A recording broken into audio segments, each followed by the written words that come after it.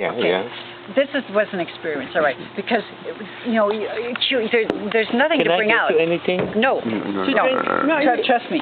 No. This is very important for her to be able to tell these stories. I will be running to the toilet. Right now we're being safe. Okay. No. But the air flight over, we took a chartered Cuban flight. Chartered Cuban? Well, okay. It's a U.S. airplane. Oh, okay. But it's a chartered flight to Cuba. Virtually everybody on there is visiting relatives, or they're on a special art tour. Yeah, but this plane, though, I think we were the only, by coincidence, we were the only American-born Americans, who weren't of Hispanic heritage. And because everybody, they are in so need of things, you have to show up to the airport 4 hours before takeoff time. 4 hours, and they must keep, and it's only a 120 passenger plane, and they must keep going over, they have to keep 8 to 10 seats empty, because people take so much, and that not only do they weigh your luggage, they weigh your purse, the woman's handbag, and they ask you your weight. I mean, and they mark, and you get a little tag. And even my purse had and my shoulder purse, had a label, 8 pounds. So everything is weighed because the plane is that. And these people, I mean, if you saw the things they were bringing, there were 46-inch televisions in the boxes. And they were wrapping plastic around them at the airport, to seal them up. I mean, it was the amount of things that people were carrying was, because they don't have anything there. So, but they had to be things that were allowed. Then, what was interesting was when we came back. I mean, when we arrived, we took an hour and a half to get our luggage, And only 15 minutes of that was waiting to get through to the passport, getting the visa and that sort of thing. So it was basically an hour and 15 minutes waiting at the carousel. And with only 120 people on this plane, there was only one plane at a time coming in. So, and they had already put our luggage through a machine and X-rayed it and checked it and labeled it. So before it was put out on the luggage carousel, it had really been inspected. So then we pick it up the luggage carousel, and then they stop us at customs or immigration, whatever it is, again, because he's got the mark on his bag. And so they have to go through the bags, and then I told you he had used house phones, and they take out the batteries to make sure that they're not cell batteries that can be used for long distance. And he had some cords in there, so they had to check what kind of cords are these. Can they operate any technology that can get them to the United States? I mean, they were really checking close. Unbelievable. Yeah. So so before you even see it, they've already gone through it. No kidding. Yeah. It was amazing. But once we got through, so once we emptied all the things we brought, we didn't even need the suitcase, so we left the suitcase there. Right.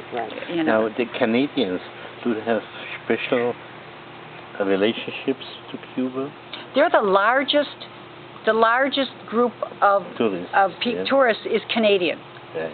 Because, of course, it's also very affordable and it's allowed. Yeah, 1 million Canadians out of 3 million a year. Wow. Yeah. Wow. So there are 3 million tourists a year. 3 million tourists a year. Right. And many of them are from Spain, Venezuela, Mexico. And there were a lot of people from England, Britain. Yeah, there too. We noticed a lot of them. And the thing that is most worrisome for the Cubans don't like is apparently there are a lot of Italian and German men who come over looking for sex. Yeah. Yeah, so the hotel stations lots of people around watching very closely, so that these women can't come into the hotel. But you see them on the streets, but it's not that obvious. I recognized him right away, but this guy, You always want to see the good in everybody, right?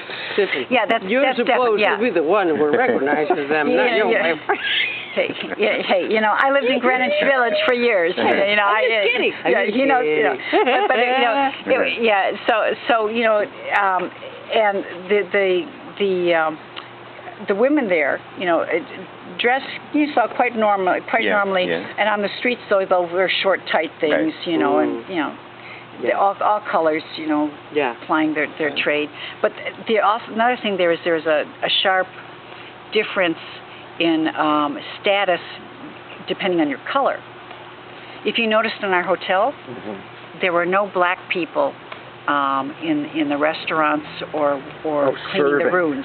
Yeah, there were no black people working in our hotel. Dark brown on the lawns. Right. If you were the maitre d', you had light skin. If you were behind the register, you know, receiving money, checking people in, you were white. Yeah, yeah. That's right. And if you were and the maids in the rooms were all, you know, could pass for, you know. The maintenance guy was black. Oh, the guy going around doing the. Oh, I didn't see that guy. Yeah. Yeah, right. Doing the rough so work. people you have any contact with, they're very careful to just make sure that they're light-skinned. In Cuba, they never had a racial problem. That's what we thought. Yeah. However, we've been taught. It's hidden. No black man has ever been included in the national government. No minister, no. You know, as Cuban soldiers were in Africa, it was in Gabon. Yeah. I think. You know. No, I agree totally what you were saying about. I thought that there was no racial problem, but apparently there's a big one. Actually brought a lot of Africans to Cuba. Right.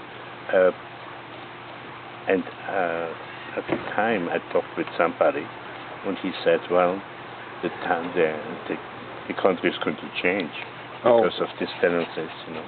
Yeah, and they were telling us a story. Well, this was an older story, though, like Nat King Cole. When he came to sing, he came to Cuba to sing. In 1955. In 1955, and they wouldn't allow him to stay at the Hotel Nacional. So he said he would only come to Cuba to sing if they let him stay there. So he was allowed to stay there, but he was on the condition he would not give an interview, a public interview in the lobby. Wow. That's that. Or that he would ever swim in one of the swimming pools. So he was isolated. He was able to sleep. This was the time where it was bad all over. To be in the back of the bus. And apparently, even in Cuba, it was worse there for if you were blue-black, as opposed to tan or a yellowish, reddish black. Like a mulatto. And he was a very blue-black. Our tour guide was telling us. So that was really bad in Cuba. Because the whites. Didn't, you know, and we had some conversation with Brits in our hotel. But I didn't know that this still exists. The variation. You know, in the streets, I would think it's. I don't think it does in the streets because everybody. On the streets, it's very mixed. In fact, you'll see guys like Stefan paired up with very black women, and very romantic and very, you know, and so, you know, and you don't notice at all when you go in the stores and things like this. Everything is, you know, but then when you're driving around different areas, you'll see an area that's even worse than other areas, and everybody on the street's very dark. So it exists, and our friend who's not dark, you know, it explains, you know, that there's still a lot of separation. I think themselves, they are themselves restrain themselves, you know.